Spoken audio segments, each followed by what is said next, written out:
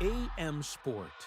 الماضية لمسة ملعوبة عند بيدروزا، يلعب كرة عبد العزيز، الهتيلة حلوة سوغوغ يخطف الكرة بسوغوغ لهجمة لصالح الأخدود، تمثيلها والتصويبة قوية. يا الله،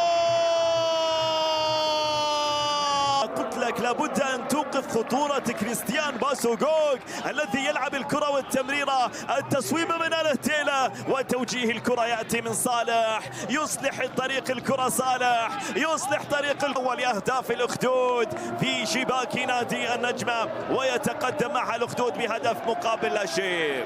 عوبة من جديد اللقطة في وسط الميدان، حلوة التمريرة البينية، الهتيلة يغير اتجاه اللعب للخطير كريستيان باسوغوغ، يلعب كرة لمسة لبوراك، تمريرة الضغط يأتي عليه من ناصر هليل، صراع كبير بين صالح وناصر، يكسب الهليل من جديد، تأتي اللقطة، تأتي المساندة من الهتيلة مرور ممتاز، يتقدم الهتيلة، الكرة يتقدم بكرة للأمام بتمريرة بالمساحة من أمام الهتيلة، يتقدم للأمام، يلعب كرة طويلة هناك عند باسوغوغ، سريع كريستيان تعادل في 7 وتلقى 15 خسارة. هنا هجمة ملعوبة لنادي الأخدود، الهتيلة بلمسة عند بيدروزا في الجاليو، لمسة ملعوبة على الجهة اليسرى، مرور ممتاز، الله على المرور، ما زالت الخلود.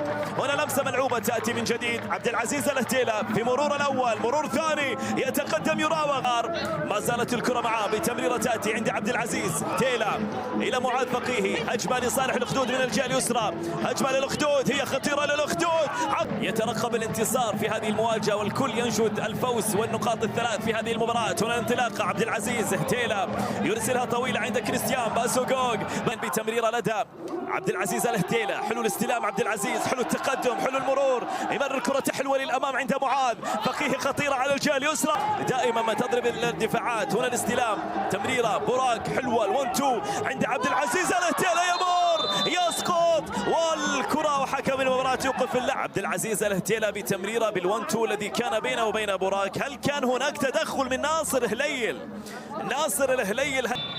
نعم، ركلة جزاء تحتسب على نادي النجمة، ركلة جزاء مشوار ممتاز، واحدة من أجمل مباريات عبد العزيز في مشواره في هذا الموسم.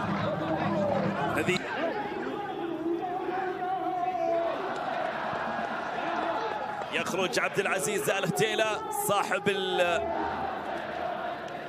الصناعة في الهدف الأول، ومن تسبب بركلة